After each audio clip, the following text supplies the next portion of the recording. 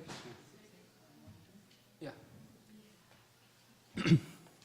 Yeah. Hare Krishna. I'm very sorry. I'm a little late, and apparently the class starts at 4. I thought it was at 4:30, so sorry for that. Hare Krishna, Balaram Chandra Prabhu. Hare Krishna. Hare Krishna. Hare Krishna. So today we'll be speaking about a new series which we are going to start in the temple. And the title of the series is Perls from Srimad Bhagavatam. Today we'll be discussing about the advent of Srimad Bhagavatam. Before we start, usually we offer our Mangalacharan prayers. For those who want to follow, they are on the Bhagavad Gita page 1, which is the introduction of Bhagavad Gita. It will be there.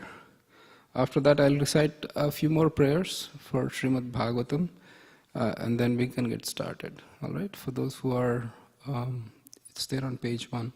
For those who want to follow on the Bhagavad Gita here, got here. Here, you can give it to him. Here, page 1.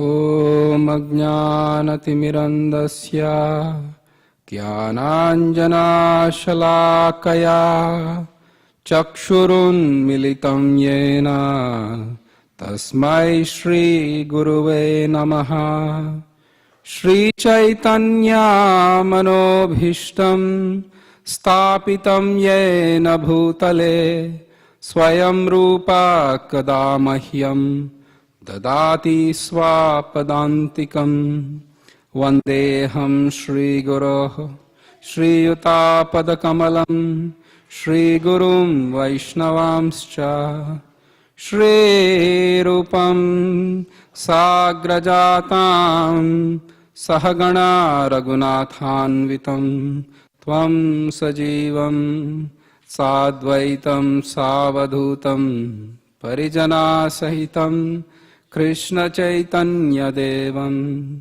Shri Radha Krishna Padan Sahagana Lalita Shri Vishakhanvitamscha He Krishna Karuna Sindho Dinabandho Jagatpate Gopesha Gopika Kanta Radha Kanta Namostute Tapta Kanchana Gaurangi Radhe Vrindavaneshwari Vrishabhanu Sute Devi Pranamami Hari Priye Vancha Kalpa Tarubhayascha Kripa Sindhubhya Evacha Patitanam Pavanebhyo Vaishnavebhyo Namo Namaha Jaya Sri Krishna Chaitanya Prabhu Nityananda Shri Advaita Gadadhar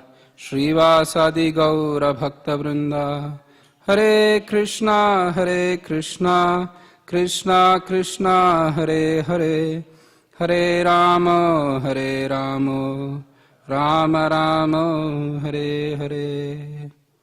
I'll just quickly recite few prayers glorifying Srimad Bhagavatam. Sarva Shastrabdi Piyusha Sarva Vedaika Satphala Sarva Siddhanta Ratnadhya Sarva Lokaika Drikprada Sarva Bhagavata Prana Srimad Bhagavata Prabhu Kali Dvandota Aditya Shri Krishna Parivartita Paramananda Pathaya Prema Varsha Aksharayate Sarvada Sarvasevyaya Shri Krishnaya Namostute Madeka Bando Matsangin Manguro Manmahadhana Manishtaraka Madbhagya Madananda Namostute Asadu Sadhuta Dain Atinicho Chataraka Anamam cha kadachinmam premna hritkantayo spra. Tvamadidevam karunam nidhanam tamalavarnam suhitavataram apara samsara samudra setum bhajamahe bhagavata swarupam. Hare Krishna. So today we'll read the first canto, first chapter and second verse.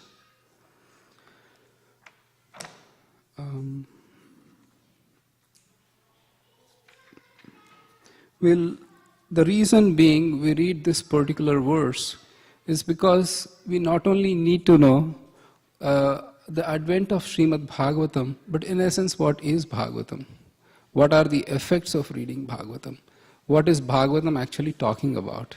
Because this is the first talk in the series, I thought it would be pertinent to actually introduce the topic, the main topic, which is Srimad Bhagavatam, and then discuss a little bit about the advent of Srimad Bhagavatam. So I'll just read the verse and then we'll go through the translation. Probably we'll discuss as we go along. Do you want to repeat the verse after me? It's a long verse, but if you do not want, I can understand. What does the audience want? We'll repeat? Okay.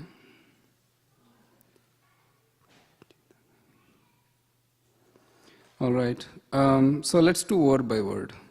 Dharmaha projita kaitavo atra paramo nirmatsaranam satam vedyam vastavam atra vastu sivadam tapa trayonmulanam Srimad Bhagavate Mahamuni Krite Kimva Parair Ishvaraha Sadhyo Hridi Avarudhyate Atra Kritibihi Shushrubis Tat Kshanat. So let's now read line by line. Dharma projita kaitavotra paramo nirmatsaranam satam.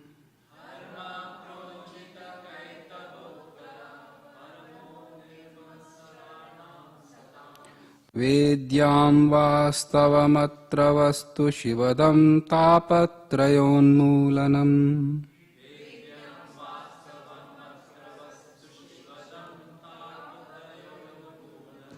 Srimad Bhagavate Mahamuni Krite Kimva Parairishvaraha.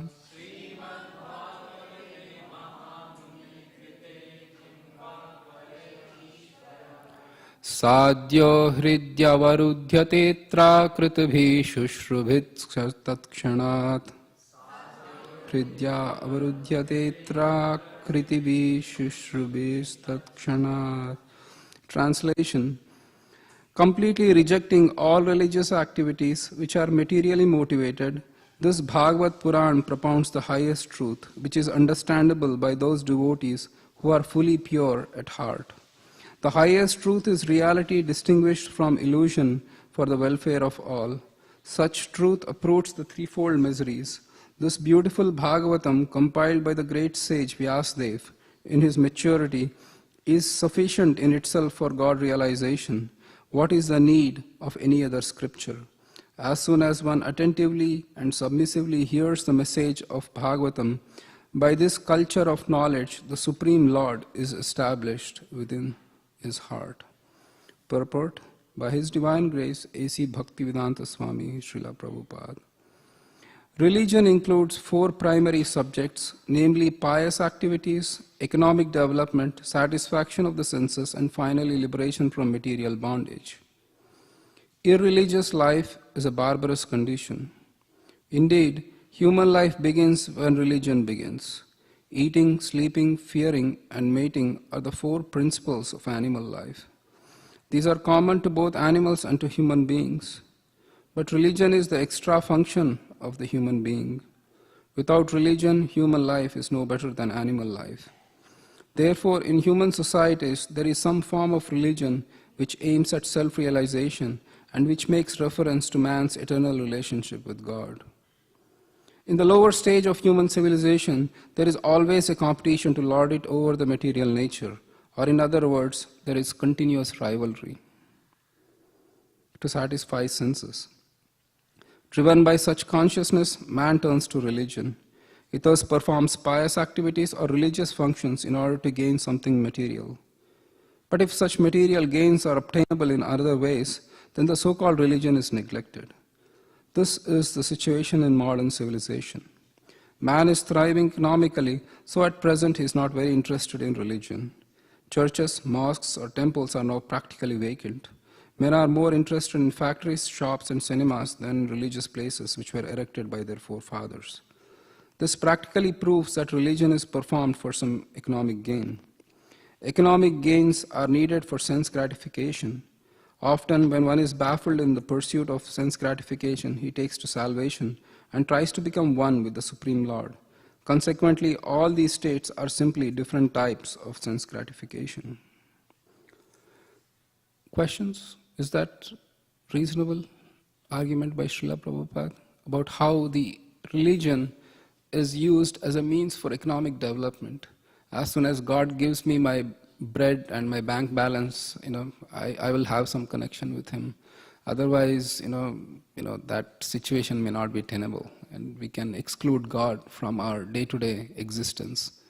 And indeed, in the modern society, it is seen that so much of emphasis is placed on one's capacity to earn wealth, in whatever way, be it through either one's business acumen, or through education, or through smarts, whatever you can call it.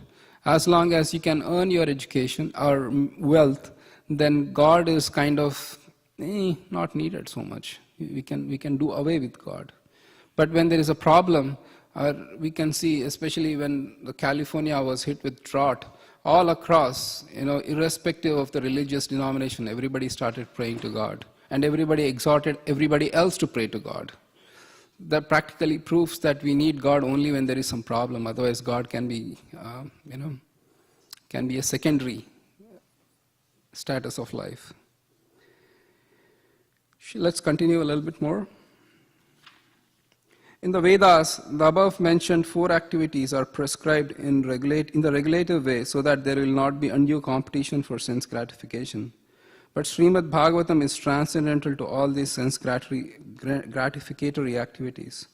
It's purely transcendental literature which can be understood only by the pure devotees of the Lord who are transcendental to competitive sense gratification. In the material world, there is a keen competition between animal and animal, man and man, community and community, and nation. But the devotees of the Lord rise above such competitions.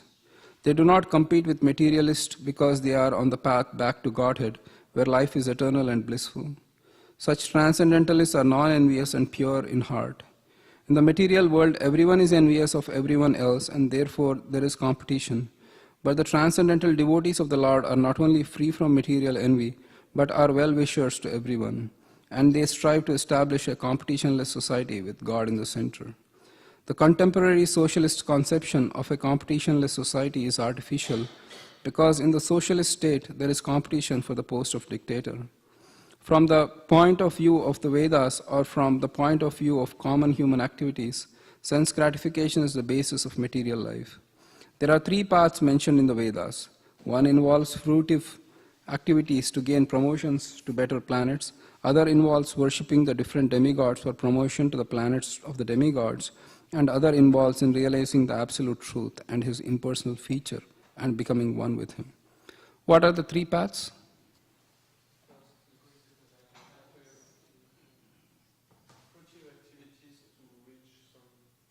Heavenly planets, good.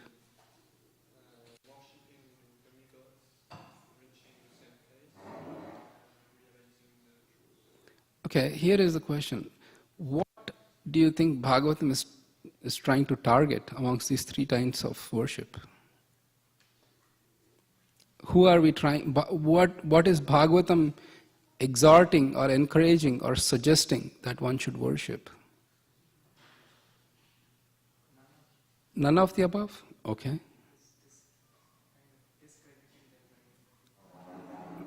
So you mean none of the three paths is Bhagavatam saying one should worship?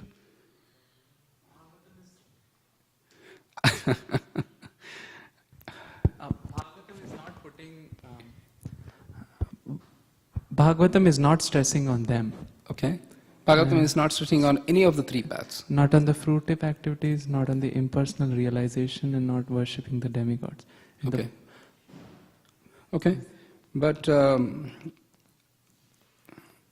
okay. There is absolute truth and his impersonal feature. And impersonal.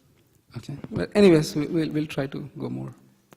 So Bhagavatam is trying to... Okay, anyway, we'll get the answer to Harivamsha Prabhu as we go along.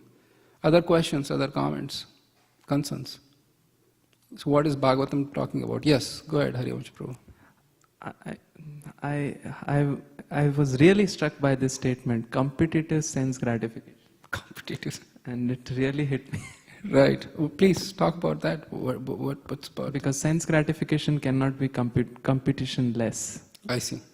Because right. I am in the center, so other better be not in the center. Correct. So, and Prabhupada marks this. And usually so nicely put, usually in the age of mass consumerism, if somebody likes something, then everybody should have the same thing. Somehow it's just I thought, only children kind of have that mentality, but in general, human society also, if there is something valuable or something really that's popular or something that's like heard a lot of good praises, then everybody wants to go that, be it, anything, any object or anything. So, nice. Thank you. Wonderful point. Reading on, the impersonal aspect of the absolute truth is not the highest. So, Harivamsha Prabhu, again I ask you the same question. What of the three paths we are going to, does Bhagavatam suggest? What three paths amongst the three paths which got here mentioned are Bhagavatam suggesting? Realizing the absolute truth. Excellent, thank you. Realizing the absolute truth. And this statement says the impersonal aspect of the absolute truth is not the highest. So which means say there is something that is absolute truth and there is something, the impersonal aspect of the absolute truth. And absolute truth is the highest. And Srimad Bhagavatam is focusing on that. In the earlier verse when we mentioned that the vastu or the object or the focus of Srimad Bhagavatam is the supreme absolute truth. So that's the focus. What the nature of Srimad Bhagavatam is something that discusses absolute truth. This verse is so beautiful introduction to Bhagavatam. It not only talks about what Bhagavatam is discussing, it not only talks about who is the focus of Bhagavatam, it not only talks about what is the effect of such a realization, it talks also not only about who is capable of reading or who is capable of understanding Bhagavatam, and also, you might be asking, this is the topic which is to be advent of Srimad Bhagavatam, what are you talking? It's also said that Srimad Mahamani Krite means that Srila Vyasadeva is the person who compiled Bhagavatam. So the author is also introduced in this particular verse. And then the most profound benefit of reading Bhagavatam is mentioned in the last line. And we'll come to that. It's an extremely valuable gain from reading Srimad Bhagavatam. Is that by reading Srimad Bhagavatam, the Lord is compacted in the heart without delay. Yes, you had a question. Vyasadeva is mentioned as harmony in this verse, right? So, who wrote this verse? Vyasadeva won't write himself as Mahamuni, right? So here in Bhagavatam, there have been many versions of Bhagavatam. We'll come to that. And then these are the verses which are spoken by Suta Goswami. And some of the verses are from Suta Goswami, some of the verses are spoken by Vyasadeva himself. The first verse is spoken by Vyasadeva, which is Janmadyasyaha. But then the second one is Suta Goswami is doing a narration of Srimad Bhagavatam to the sages of Naimisharanya, and then he glorifies Srimad Bhagavatam. So, but ultimately you should understand that Bhagavatam was written twice. It's a compilation of the verses, and Vyasadeva, when he wrote, he picked and chose different places and he compiled this Bhagavatam. So sometimes he could use his words of Suta Goswami to include it in his compilation. So there are few things about Bhagavatam which we'll discuss at length. One would be that it is the chronology aspect of it. There are some aspects of chronology, there are aspects of history, and then the word itself, the title Advent of Srimad Bhagavatam, which means that Bhagavatam is another self-help book, just came 5,000 years ago. Is that because Advent means birth. Advent means beginning of something. Was Bhagavatam existing before the advent of Bhagavatam? Is something which we'll also discuss as a part of this particular talk, as much as time allows us. Should we continue a little bit more? Yeah? Yeah. Let me read that statement again. The impersonal aspect of the absolute truth is not the highest. Above the impersonal feature is the Paramatma feature, or above this feature of the absolute truth, above this personal feature of the absolute truth, or Bhagavan. Srimad Bhagavatam gives information about the absolute truth in his personal feature. It is higher than impersonalist literatures and higher than Jnana-kanda division of the Vedas. It's even higher than the Karma-kanda division and even higher than Upasana-kanda division, because it recommends the worship of the Supreme Personality of Godhead, Lord Sri Krishna. In the Karma-kanda, there is competition to reach heavenly planets for better sense gratification, and there is similar competition in the Jnana-kanda and the Upasana-kanda. The Srimad Bhagavatam is superior to all of these because it aims at the supreme truth, which is the substance or root of all categories. From Srimad Bhagavatam, one can know the substance as well as the categories. So what is the vastu or the substance here? Sri Krishna is the vastu or substance. What are the categories? Jnana, Upasana, and also, the impersonal Brahman is one of the categories, Paramatma feature, material energies, all these are the categories. So Srimad Bhagavatam talks about all these things. Anybody wants, we can get to that later, not important. Okay. The substance is the absolute truth, the Supreme Lord, and all emanations are relative forms of energy. Nothing apart from substance, nothing is apart from the substance, but at the same time the energies are different from substance. This conception is not contradictory.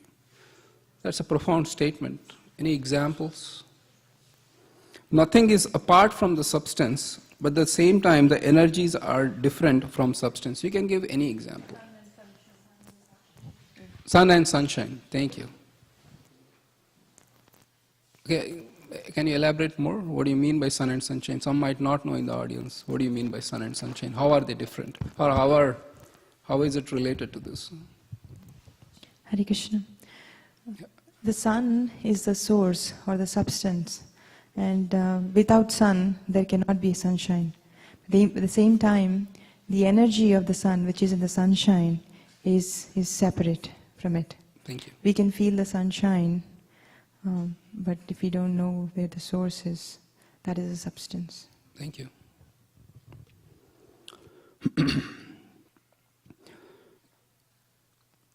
So let me continue. Nothing is apart from the substance, but at the same time the energies are different from the substance. This conception is not contradictory. Srimad Bhagavatam explicitly promulgates this simultaneous oneness and different philosophy of the Vedanta Sutra, which begins with Janmadyasya Sutra. For those who want to know extensively about that, please read the first verse of the first chapter of the first canto of Srimad Bhagavatam. We are reading the second verse of the first chapter of the first canto. This knowledge that the energy of the Lord is simultaneously one with and different from the Lord is answer to the mental speculator's attempt to establish energy as absolute. When this knowledge is factually understood, one sees the conception of monism and dualism to be imperfect. Development of this transcendental consciousness, grounded in the conception of simultaneous one and different, leads one immediately to the stage of freedom from threefold miseries. The threefold miseries are those miseries which arise from mind and body, those miseries inflicted from other living beings, and those miseries arising from the natural catastrophes over which one has no control. So this definitely proves the fact that by reading Srimad Bhagavatam, we can help reduce the drought in California, because we really don't have control of drought. And because why is the miseries being talked here?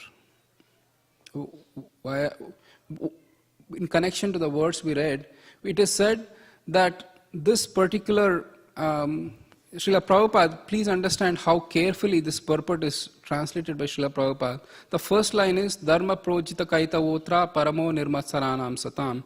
So Dharma projita kaita votra. So the cheating religion has been discussed at length by Srila Prabhupada, saying that the first section we discussed about how we really don't worry about God when we are like economically prosperous, and how if you have a job, everything is set, then God seems to be little.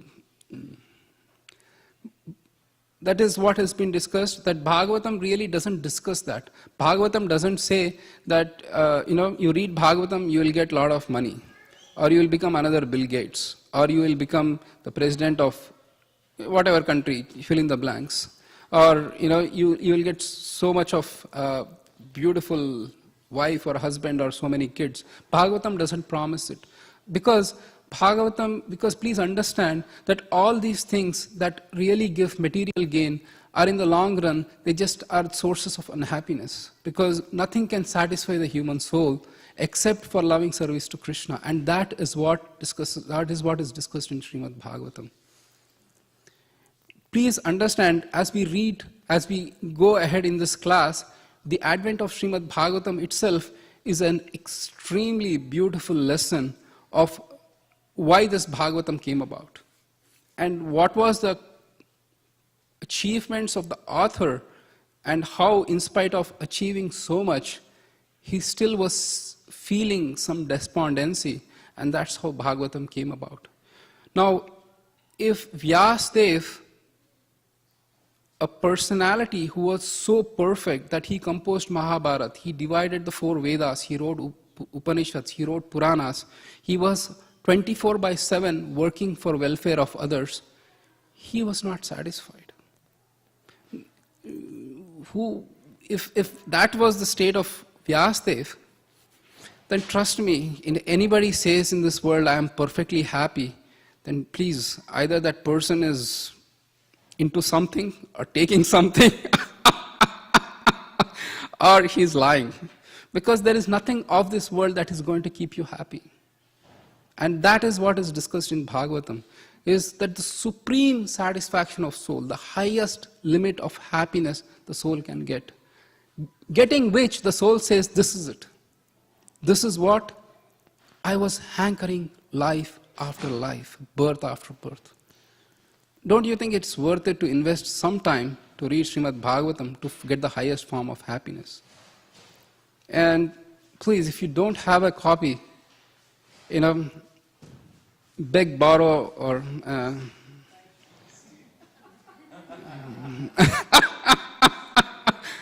no, we can have a loan program, or I'm sure there are, beg, borrow, or beg is a good word for it. But please get a copy of Srimad Bhagavatam. Anyways, let's just continue more. Do you really want to know why Vyasadeva compiled this Bhagavatam? Why was he so despondent, and what was the solution to his despondency? Yeah, makes sense. Because that itself tells why Bhagavatam or the advent of Bhagavatam came about. So I request a little more patience. We'll definitely come to that point. I'm not cheating you by advertising that we are going to talk about advent of Bhagavatam and I'll talk something else. Okay. So the three types of miseries, what are the three types of miseries?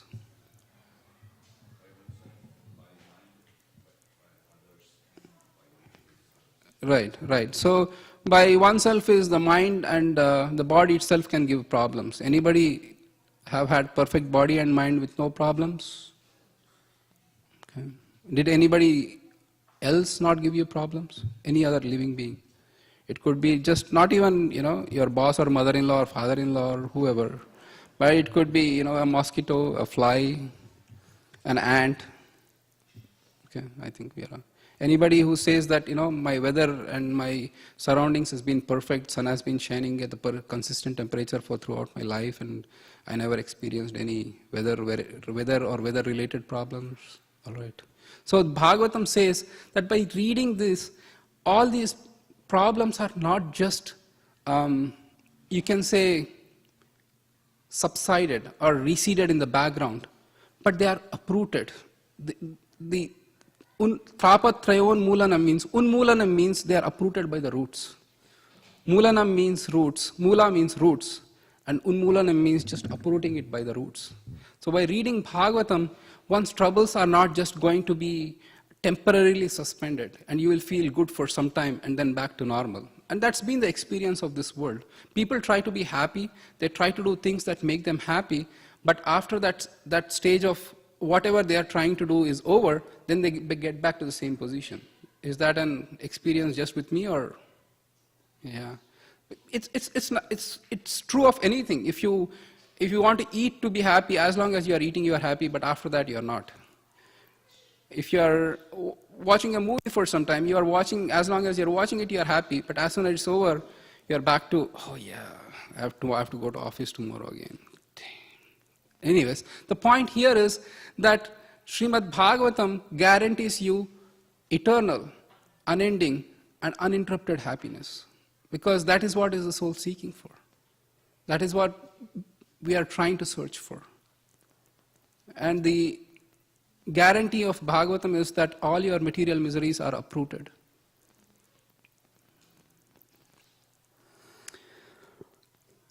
Let's continue reading further. Yes, Harivamsha Prabhu. So Prabhu, when you say they are uprooted, that means that the consciousness of ourselves change, because the weather will show its forms and other people will show their forms. But our consciousness... Nice point. Yeah, so...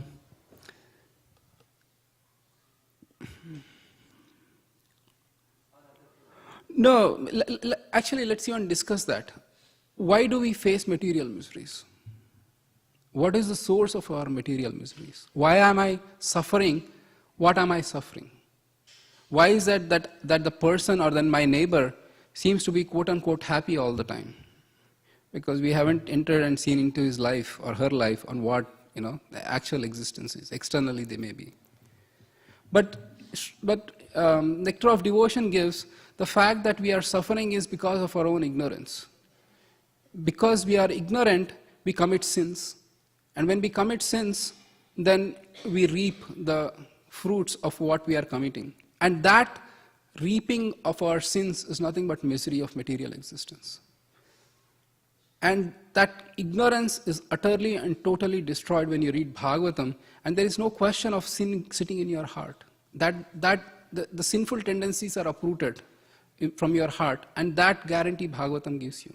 You may ask, that is a tall claim. That is ridiculously tall claim. But no, please, Bhagavatam takes your mind away from sinful activities, and your mind is absorbed in pastimes of Krishna to such a deep extent, and your mind receives such continuous satisfaction and joy that your mind automatically thinks everything else is not as happy as serving Krishna. Your mind automatically moves. Your mind is transformed. Your heart and your consciousness are changed. And that's why you won't feel it. Even though there may be droughts coming in and your mother-in-law might not change, but still you have the strength to tolerate. Spiritual life doesn't really mean that everything around you will become paradise, but internally you become so strong that you have paradise created within your own heart, and nothing can shake or disturb your paradise. Because that heart is being always turned towards Krishna and serving Krishna. That is the guarantee of Bhagavatam. The world will continue as it is, but you see the world in a completely different light. Whatever the problems you see, actually, please understand everything of this world happens with will of Krishna.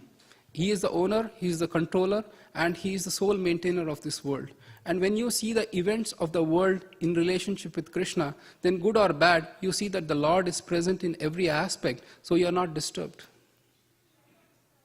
In fact, if you have this knowledge from within, Srila Prabhupada says in the preface that you can be so strong that you can face the onslaughts of this atheistic and materialistic propaganda of this world.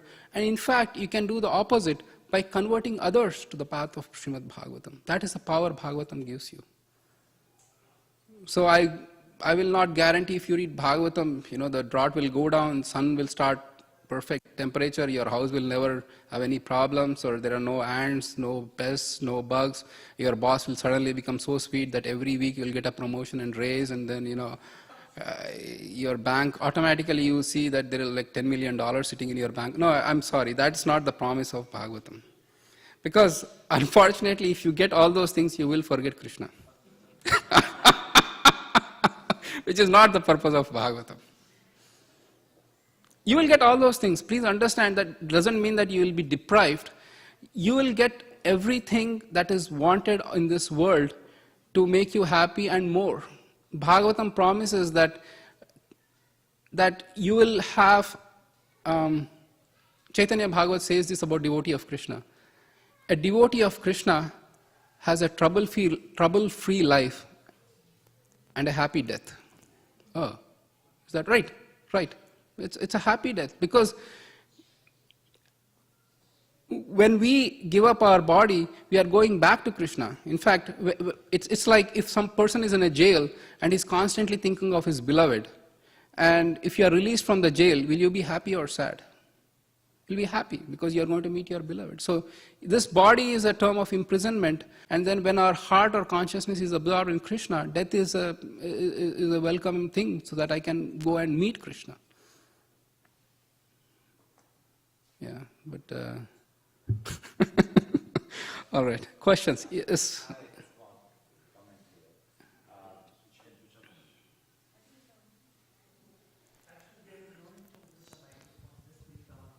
There we go.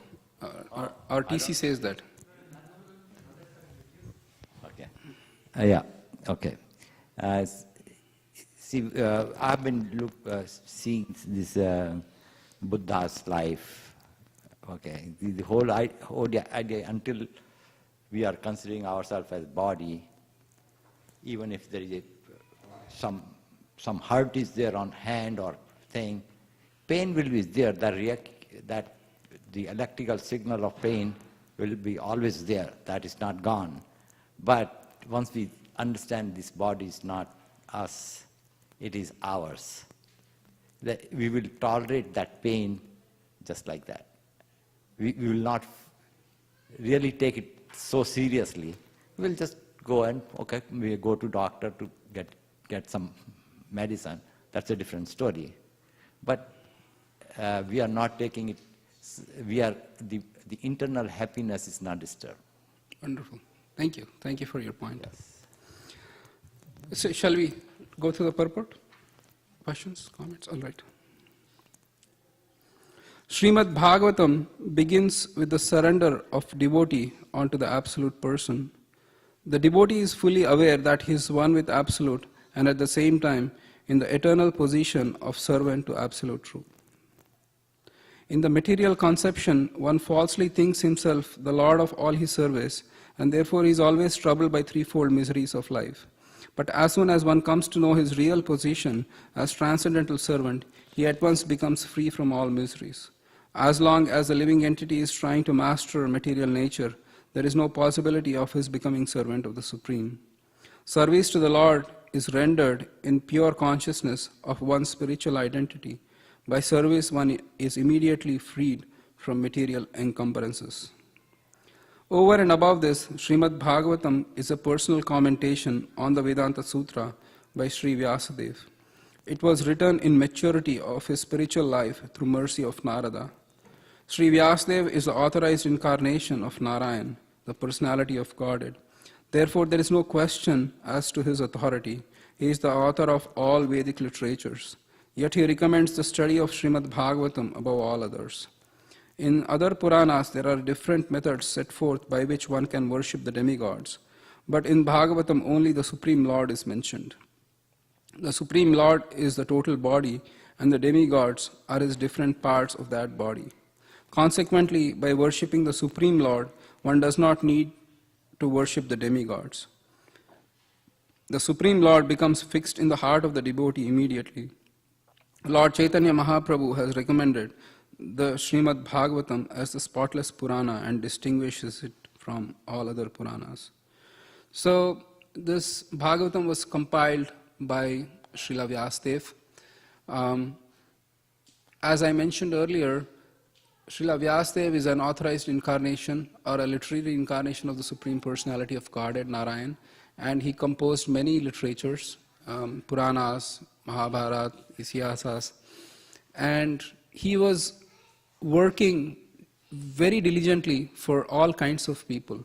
The reason he wrote Mahabharata was that he realized that for those who are not very spiritually inclined, it could be anybody, man, woman, or any person who is not spiritually inclined, then he wanted to write something for them. And then he wrote the history of the Pandavas and the Kauravas and also their predecessors. The whole Mahabharata is a huge work. But why do you think he wrote Mahabharata then? If it was just talk about politics and dynasties and romances and betrayals and wars and intrigues, why do you think Mahabharata was written? Excellent, excellent. So Mahabharata is also having the Bhagavad Gita, and Mahamuni Vyasadeva's strategy was that I'll write the history of Pandavas. People will be apt to hear about history, romances, battles and intrigues and queens and kings and their fine dressery, fine food. And as they read Mahabharata, then they will hit across in the Bhagavad Gita, which is there in the battlefield, or which Parva? Bhishma Parva, thank you. That was his idea. But then he wrote all these, he was still not satisfied at the heart. He was thinking, what am I missing?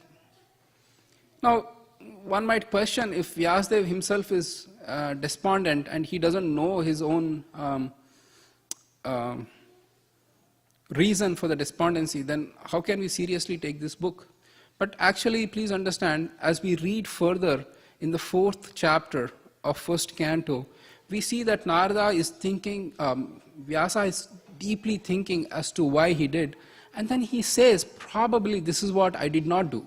I did so many things. What I did not do was, I did not directly describe the glories of the Absolute Truth Krishna. I did not delineate his pastimes. I did not directly talk about him. So, when he was thinking like this, the great sage Narada, who happened to be the spiritual master of Srila Vyasadeva, he appears on the spot.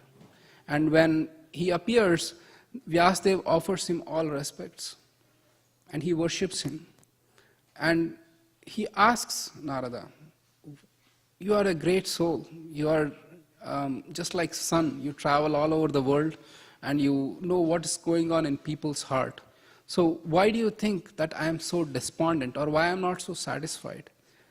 And then Narada, he nicely asks his questions, and then when Vyasadeva puts his question about his despondency, then Narada replies that you have not directly described the glories of the Lord. Without that, then it's not satisfying, because the devotional service is very pure to the devotees and also to the Lord. So by satisfying the Lord through devotional service, everybody else will be happy. So please glorify the supreme absolute truth and his pastimes. And Vyasadeva took that order upon his head. It's a beautiful instructions. Narada gives a lot of instructions on Srimad Bhagavatam, and it's there on the page, on the 5th chapter of this first canto. But he says you have to glorify the supreme absolute truth. Then one might wonder, what's in for me? Okay, great, Vyasadeva had his problem solved, but what about me? What do I get? Well, whatever we discussed in this particular verse is that one becomes supremely happy. Now, just to reinforce that point, we'll read a couple of 3 verses from the 2nd canto, 8th chapter. They are there in the shloka book. For those who whose neighbors have shloka books, you can share. Please turn to page 201. Page 201.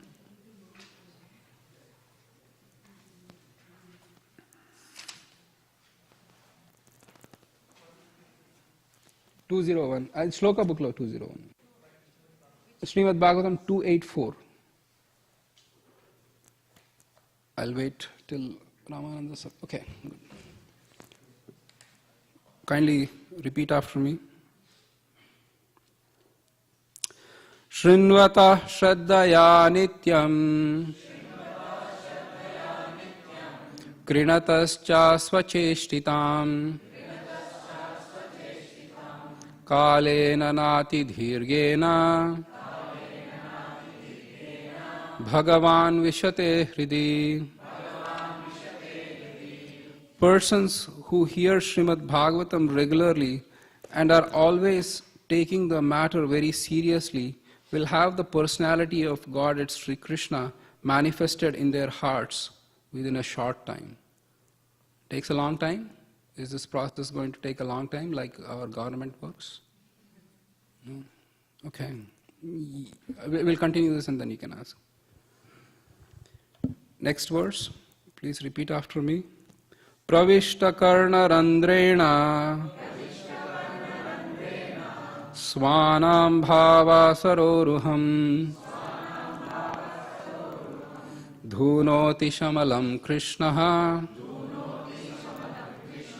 Salilasya yatha sharat.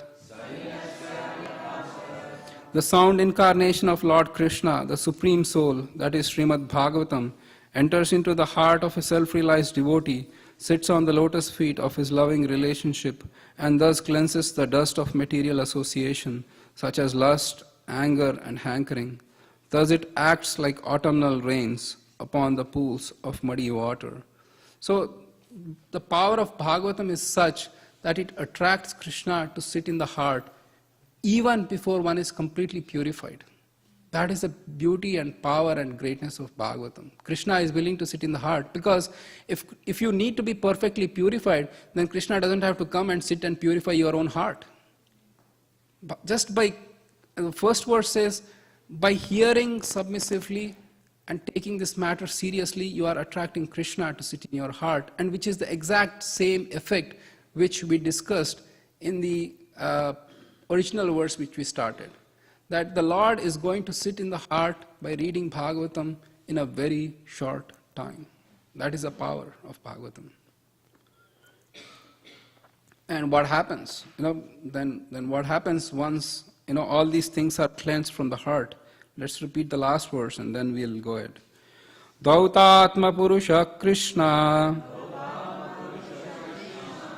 Padamulam Namunchati Mukta Sarva Parikleshaha Panthasva Sharanam Yata. A pure devotee of the Lord, whose heart has been once cleansed by the process of devotional service, never relinquishes the lotus feet of Lord Krishna, for they fully satisfy him as a traveler is satisfied at home after a troubled journey. Wow. I would go for it. Because please understand, everybody in this material world is just going to different places, taking on different bodies, experiencing different happiness and miseries, sometimes in the form of insect, sometimes in the form of man, women, demigod, fishes, birds, beasts. Since time immemorial, we have been traversing this material world, one lifetime after another lifetime after another lifetime without any cessation. There is no question of being stable, being happy, being perfectly satisfied in this material world. And Bhagavatam says that Krishna is actually going to sit in your heart and cleanse the dirty things from your heart and make you feel, yes, this is what I've been hankering after. All the other scriptures give you some atonements. They may give you some benefits of doing things. But Bhagavatam is the only scripture that completely and thoroughly guarantees the total satisfaction of the soul. In fact, in the second verse, it is said, because Bhagavatam talks specifically about that. You may say, what about yoga? What about other forms of thing, other forms of spiritual practices? While it is true that they help get peace of mind, Narada Muni says in the first canto, 6th chapter, 35th verse, we'll try to get to that particular verse, says that unless one serves Krishna, then one is never happy at heart. All these yoga processes, they'll help you control anger, they'll help you control lust, and they'll give you some peace, but that ultimate satisfaction of the soul comes only from satisfying Krishna. I don't know if we can look up that, 1635. I don't know if it's there here in Shloka book, but never mind.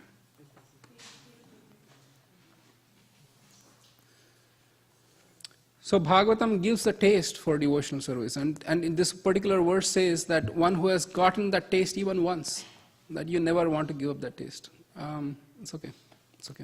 And actually that particular verse which I was mentioning is, it is said that Narada Muni says, Yamadibi yoga patay kamalova hatamuhu mukunda sevaya yadvad yata adhana shamyati, which means that all these processes of yama, niyama and pranayama, pratyahara, other things, they give peace to the heart. They help one control one lust and all the anger and other things. But Srila Narada says that unless one serves Krishna, then one is never at complete satisfaction. And how do we serve Krishna? That could be a practical question, right? And then at the end of this class, we'll have a practical session on how to serve Krishna. All right. Any questions thus far? Yes, Narendra ji.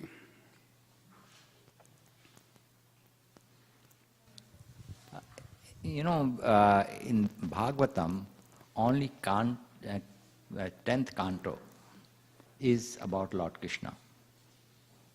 Rest is different. And how then what is rest is like a Mahabharata, you can say, or because there are lots of descriptions of great people in other chapters, and similarly in Mahabharata also you will find there are a lot of devotees, and there is a description of devotees, rishis, munis. Same thing happens in other chapters also, cantos. So what's your view, saying should we only read 10th canto, or should we read the whole Bhagavatam? Thank you. Very good question. Srimad Bhagavatam discusses 10 subject matters. I don't know if it is there in the Shloka book. We can see 2nd canto, 10th chapter, 1st verse or 2nd verse. Do you think it's there in the Shloka book? 210 something. 210.2, 210.3.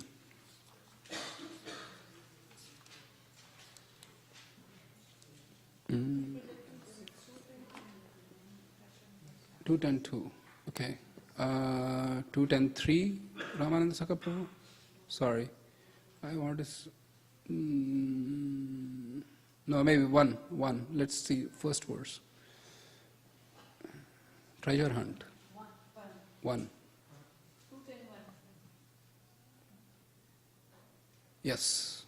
So we have, you can repeat this verse after me. Shri Shuka Vacha Atra Sarga Visargascha Sthanam Poshanam Uttaya Manvantare Shanu Katha Nirodho Muktirashrayaha.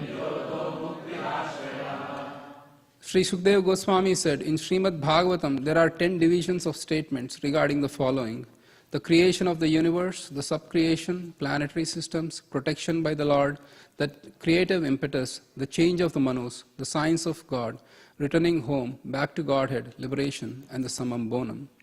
So, in these 10 particular cantos, systematically it is mentioned about what is creation, what is subcreation. So many other topics are discussed at length, and the summum bonum is the ashraya, or the shelter of all the 9 other topics, is the 10th subject matter, which is Sri Krishna. So Srila Prabhupada writes in the preface, he recommends that one go through systematically through the 9 cantos, because the 10th canto, the Lord acts like a human being, or his activities are charming like a human being.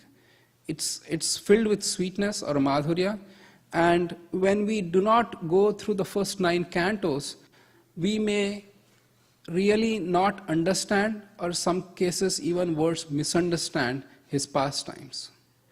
Because when we don't have, why would Krishna, here's the question.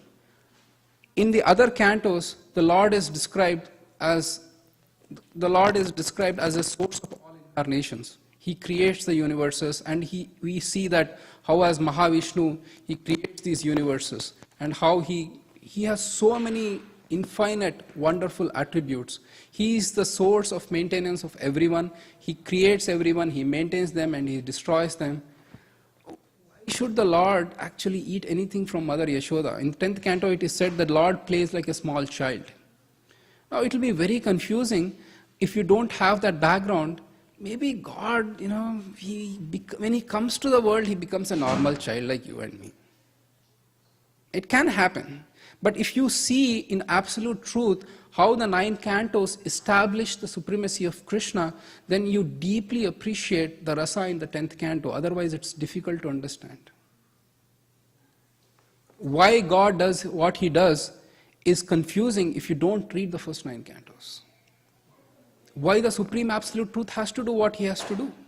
Why does he even do what all the pastimes in Vrindavan? Is there any specific reason he does it? Just he does it out of his pastimes? Does he really want something from Mother Yashoda? Why does he do? Vishaka Mataji, you had a question. You had a question, comment, suggestion? I'm sorry. Yes, go ahead. To understand it simply, Prabhu, I would like to give an analogy.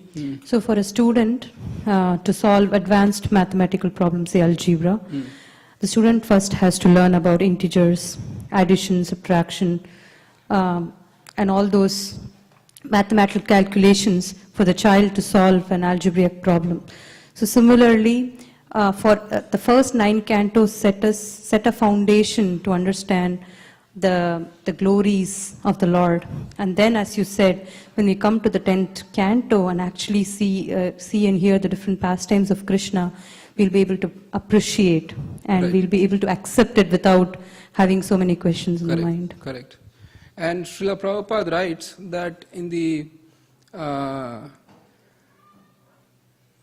verses that the professional speakers of Srimad Bhagavatam, they directly jump into 10th canto because they want to attract the mind of the people towards their own speaking or towards their own understanding. They jump into 10th canto without knowing the other aspect of the Lord. And in that sense, they misunderstand. Please understand the other thing. Why was Bhagavatam spoken?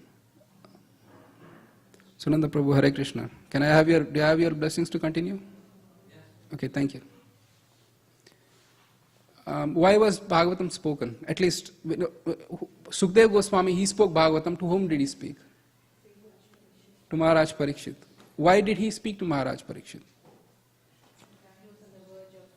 He was verge on the death, and he was cursed by a Brahmana boy, and he was supposed to die in 7 days. And then we hear from Srimad Bhagavatam about how at the end of first canto, all the sages assemble on the bank of Ganges. Maharaj Parikshit asks all the sages who assemble 2 questions. One question is, what is the duty of a man who is about to die? And then, what is the best activities for the humanity in general? And it seems there is no perfect agreement amongst the sages on what he has to do.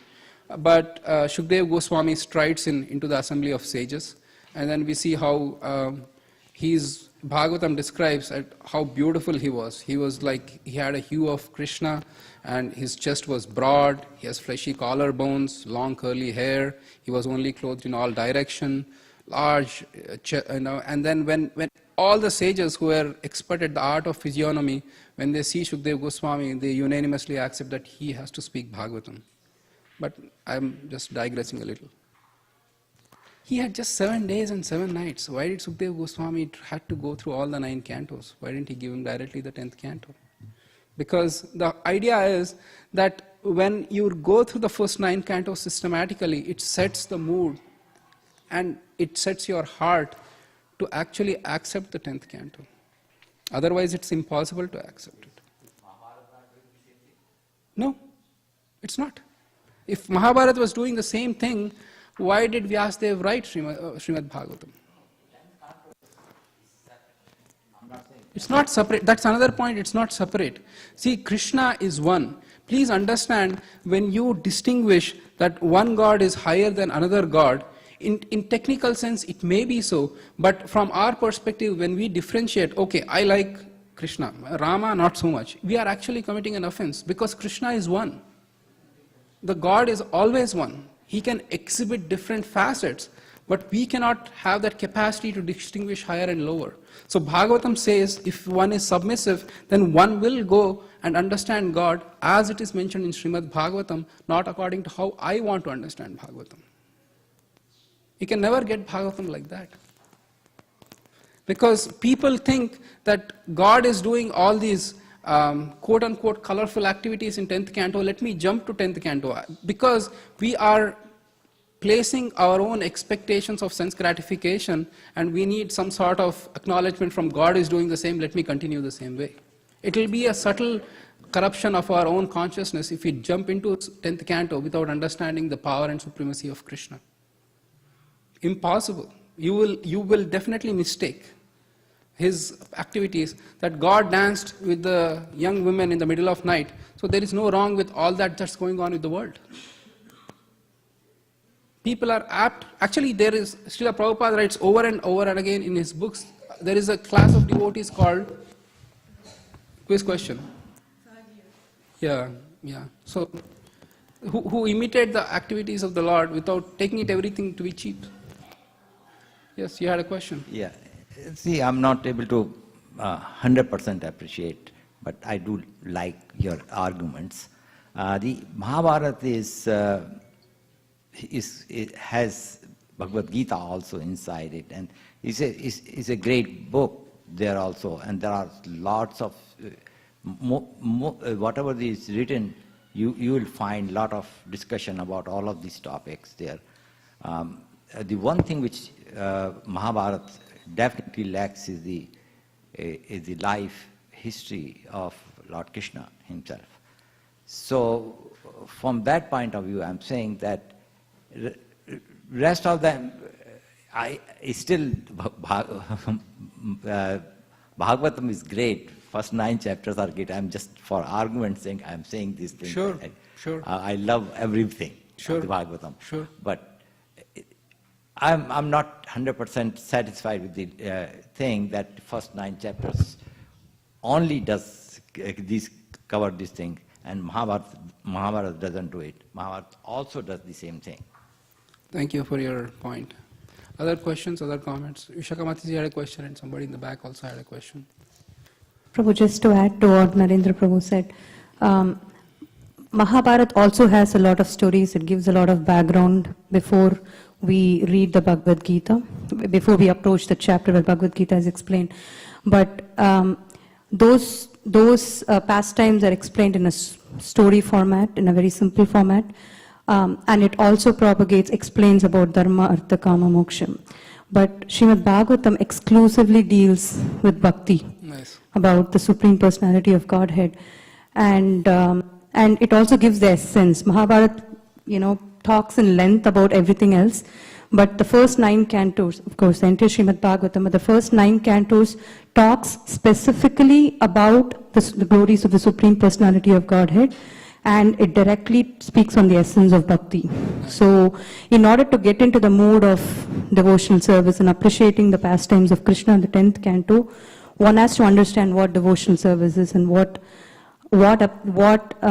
how different devotees have approached the Lord and how they have pleased Him. So to understand the mood of the Lord, we need to read the first 9 cantos, and then when we go to the 10th canto, we can easily accept Wonderful. those pastimes. Thank you. Thank you for your nice point. You had a question in the back? Hare Krishna Prabhu. Hare Krishna. Is there any verse in Srimad Bhagavatam which tells that why the whole universe was created and why Krishna actually created us and all his, all the creation? So is there a particular verse which tells about this why of it? Or basically when I ask this question to senior devotees, they say, because we are here and Krishna tells us through scriptures that this is our duty, that we have to do it. But is there a particular verse which says why it was all created? Was it only because that he had the power and he wanted to enjoy? And is there any other explanation to this? Or Well, in the 3rd canto, 8th chapter, our Bhakti Vaibhava group is reading it. So I would suggest that you can go through those chapters. The 3rd chapter, 7th canto, Vidura asks these questions. Some of the questions he poses are, why does the soul who is purely spiritual actually, falls down in this material world? And the other question he asks is, why does the Lord, who is completely self-satisfied, creates this world? When the act of creation means some passion involved, but why does Lord create that world? And then in the 3rd canto, 8th chapter, the answers are given. It may be beyond the scope of this class, or I can discuss with you offline on why the Lord created. But the short answer is, it is mentioned how the Lord created, Lord was there, and but his material energy was not manifested at that point of time. And the Lord wanted to enjoy his own material energy, and then he created his material energy, and then he integrated that material energy with his own individual souls who wanted to enjoy this world. And Krishna gave them a chance. So before creation, all the jivas are wound up in body of Krishna, but when the creation starts, the Lord feels that he feels incomplete. Though he is self-satisfied, but he feels incomplete, that he's not enjoying his material nature and his separated part and parcels who are the jivas. And for those jivas who are conditioned, to give them a chance again, he creates this material world. So it's a supreme act of compassion by Krishna for those conditioned souls, to give them a chance again, that he creates this material world. That's the short answer. Damodar Vamshidhari Prabhu. Prabhu, is that a good enough answer? Or? But my point is, again, it's beyond the scope of this particular class. But I would highly recommend that you can read, the 3rd canto, 6th, 7th, 8th chapters, which give a little bit more insight. I'm sure it will satisfy you. And Damodar Prabhu and then Balram Chandra Prabhu. Just a comment on Narendra Prabhu observation. Like the 10 cantos are like, when we view the Lord, Srila Prabhupada told us to first start with the lotus feet and then gradually go up. Nice. And then go to the lotus face. Nice. And if we directly start looking into the lotus feet, we will not be qualified even to look into the effulgence or get any benefit out of it. And so the first 2 cantos are like lotus feet, and it gradually goes up. And we have to acquire the eligibility before we can actually even discuss the pastimes of Lord. Even Queen Kunti though she was a kind of a elder to Krishna, and she always wanted to also bow, and we see in prayers of Queen Kunti, she started from the navel up to and then again she comes down to the lotus feet, because that way Krishna will not be embarrassed. So the devotees are always seeking shelter of the lotus feet and then gradually go up based on. And also, just as an analogy, if we look into Bhagavad Gita, and if we start from, say, chapter 18, text 65, 66, we'll lose the essence of all the details, correct? So it is by purpose that Krishna has, and this was the parampara, like, when Parikshit Maharaj went through this journey, who are we to go away from there? Correct. And then, just to satisfy Narendra ji, Srila Prabhupada actually gave us the 10th canto in form of Krishna book. So if your heart still is hankering after to read the 10th canto, please read Krishna book. Balaram Chandra Prabhu had a comment or observation or a question. I wanted to answer this by sharing with you all that I was watching a video of Prabhupada, and a similar question was asked to him as to why this material world was created and why we are here in the material world. And Prabhupada answers the question by saying that 90% of all creation is in the spiritual world. What we observe here is 10% of material creation. So the question is, why did the Lord create this? Right, your question, why did the Lord create this material creation? Prabhupada answers this question by saying, a government, when it wants to construct a new city, it also constructs a prison. It constructs a prison because it anticipates that there will be some inmates that will be housed in the prison house. So, a priori to creation, the Lord already has determined that there will be some souls who will be residing in the material world. Why does this happen? This happens because we Jivatmas have independence. And independence gives you an option to either misuse your freedom or use the freedom constructively. So if you use the freedom constructively, you tend to reside in Vaikunthas, and you don't have the possibility of falling down. But if you misuse this freedom, then you land up in the material world and you go through this cycle of life and death, etc., the samsara.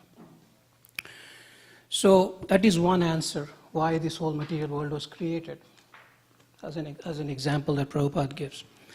The other question you had regarding, is there a specific sloka that is there in the Bhagavatam that answers this question? I don't know about a single sloka, but I do know that if you read the Maha Upanishad very clearly describes how and when the Lord created the material universe. Okay? So, my understanding is that we are all here in this material world because we have misused our God-given freedom as Jivatmas. And that is why we are stuck in this cycle of life and death perpetually. And what the Bhagavatam tries to teach us is how to break away from this once and for all. So again, the question is, does Mahabharata have this, and does Bhagavatam give this? The point is, Mahabharata doesn't talk about the Lord specifically. It talks about how one should live a life. What are the consequences of having a pious life versus an impious life? What are the consequences of living in this material world? All the politics, intrigue, etc., as Prabhuji advocated. And then what are the consequences? The good always, prevails over evil, right? That's what the Lord has come to show. So that is Mahabharata. But Bhagavatam talks about bhakti, love for the Lord, and to realize the Sat Chit Ananda concept of who the Lord is. All other scriptures may give you only Sat or the Chit concept of the Lord. But to understand the Sat, Chit and Ananda concept of the Lord, the Bhagavatam gives that. But to do that, you need to appreciate by reading from Canto 1 all the way through to Canto 9. And Canto 10 will basically give you the full realization, the full ruchi of this subject matter. Hare Krishna. Thank you, Balram Chandra Prabhu, for summarizing the class. Hare Krishna. I think we should stop here, right? Because Vrindavan Priya Prabhu, how are we doing on time? We are way late, right? Oh, one more question. Yes, Prabhu. Yes, go ahead. Uh-huh. Yeah. That's why I thought he was aware of it. No? Okay. Anyway, okay, go ahead. So Bhagavatam says everything is happening because of Krishna. And if everything is happening because of Krishna, then is everything predetermined? And if everything is predetermined, do we really have free will? And sometimes we hear that Krishna tests us. And if Krishna knows everything, he knows what will be the result of the test. So why does he need to test us?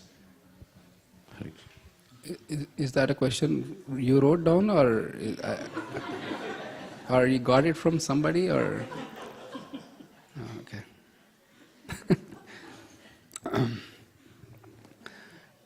Everything is not predetermined in this world. As Balram Chandra Prabhu was telling in his class, that it's not predetermined. The jiva has free will, but as much as a prisoner has severely curtailed his free will to act because he is in the prison, the jiva in this conditioned soul has curtailed, or he's been overcome by material energy, and he's struggling with this material world, forgetting his real identity. When we take up to our spiritual position of again going back or connecting with Krishna, then we increase our independence. So, I mean, like in the last time we were asking, we read in Bhagavad Gita that Krishna is the witness, right? Sakshi. And then he says, I know everything. Vedaham samatitani, you know that verse, right? If he knows everything, then what is he witnessing? What is he witnessing? Why is he seeing that what is the soul doing? I know everything that's happening, but what is the soul doing? It's contradictory. No, jiva has a free will. The jivas, and it said also that that the jiva, when he takes to spiritual life, then Krishna assists him from within. He is waiting for that to happen. And the jiva has a free will to act every which way. If everything is predetermined, why are we sitting here? Seriously, why are we sitting here wasting our time? We are in this world, we will be in this world. Why reason to Bhagavad Gita? Why should Krishna waste time telling Bhagavad Gita? He knows everything is predetermined. No, it's not. The jiva has a free will to again turn his face back to God. The jiva's free will is there whether to go back to Krishna or stay in this world. That independence is perpetually present at every point of time. But because of ignorance, he continues to live. But when he takes up to spiritual life, then he awakens to that independence of going back to Krishna. And that Krishna is not going to, the other thing it's mentioned is Krishna is not going to, interfere with the independence of the jiva. When you're in a conditioned state, just Krishna lets you continue whatever you are. But the devotees of Krishna are more merciful, they help the conditioned souls to go back to Krishna. So through his devotees, he acts to help conditioned souls to come back to him. So it's not 100%. So that first statement itself that everything is predetermined is not correct. And it goes against all logic, because Krishna speaks Bhagavad Gita, he says, come back to me. He says, come back to me. If everything is predetermined, why is he speaking? Why am I listening? What's the benefit? Why are we wasting time? But if Krishna knows the result of every choice... No, he doesn't. He doesn't kind of know every result. He will know the result, but he will not influence your choice you make. He will give you the result. Just like judge knows, if you do this, I'll give you this punishment. But I won't force you to do that. Krishna is the judge. He'll invariably give you the result of your activity, but he won't force you to do that activity. No. The jiva has that free will at any time. But here is the thing. Krishna says, if you are conditioned by the modes of material nature, then you are forced to do in that way. You are forced by the nature to do because of your conditioning. Krishna says, if you are conditioned, for example, if you are conditioned by mode of ignorance, then you undertake a lot of intoxication. Yeah, you yourself will know, and anybody, your family and friends will know, everybody will know what are you going to do. You're going to drink, or a person is going to drink. Right? That doesn't need a rocket scientist, and Krishna will know that you will do that. But you have the choice not to do that, and that is up to you to take up to that initiative and not do that. And Krishna will help you. Krishna is not forcing you to do that. You yourself have so much conditioned yourself to act in that way that you will do it. And Krishna knows you will do it, you will know you will do it, your friends will know you will do it. You can take the instructions of Bhagavad Gita and not do it. Have that strength. But if Krishna doesn't know the result of the choice we make, so doesn't it break the definition of God? God can do anything and God knows everything. Yeah, but he doesn't interfere, right? He doesn't interfere with your free will. It doesn't mean that he has to act because you are there. He's not forced, he is not bound, he's independent. So Nanda Prabhu, any comments? Okay, after this, I think we should stop right now. I think we have one round to chant. Vrindavan Priya Prabhu, it's time out? Vishaka Mataji, I cannot obey your order, so, and your husband's order who's waiting there with the beads. All right. Sorry, any confusion? We'll smoothly end the class, so I'm not going to... Okay, questions, we can take it later. Unfortunately, I can't answer more. So, my only request is, Bhagavatam is worthy of your time, attention, and your devotion and your energy. If you don't have a copy, then you can contact anybody, especially you can contact Malini Devidasi, you can raise your hand, and you can inquire about the copy and stuff like that. Okay, thank you so much for attending the class, and forgive me in case it's not been very smooth, but thank you very much. Vansha kalpa tarubhyascha kripa sindhubhya